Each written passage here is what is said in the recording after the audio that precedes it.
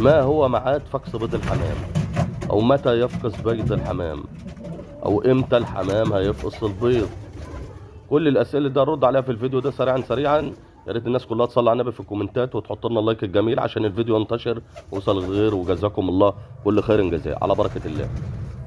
امتى البيض بيفقس؟ البيض بيفقس يا جماعه عند وضع البيضه الثانيه.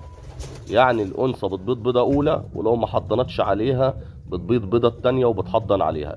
بتحسب من تاريخ تحضين البيض البيضه الثانيه لحد 16 17 الى 18 يوم. في الشتاء الى 18 يوم. ليه؟ عشان خاطر الجو بيبقى ساقع، وبتفرق من مكان لمكان في الرطوبه. يعني بتبقى انت مباشر تنقير البيضه عشان ما يحصلش عمليه اختناق او احتباس جوه الزغلول ما يعرفش يطلع. بيكون قشره الغلاف بتاعت الغلاف اللي تحت قشره البيضه ده بيبقى سميك، فبيلزق عليه.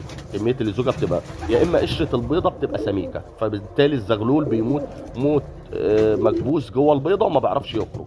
فعشان تتلاشى الامر ده لازم تراقب من اليوم ال 15 او 16 البيض.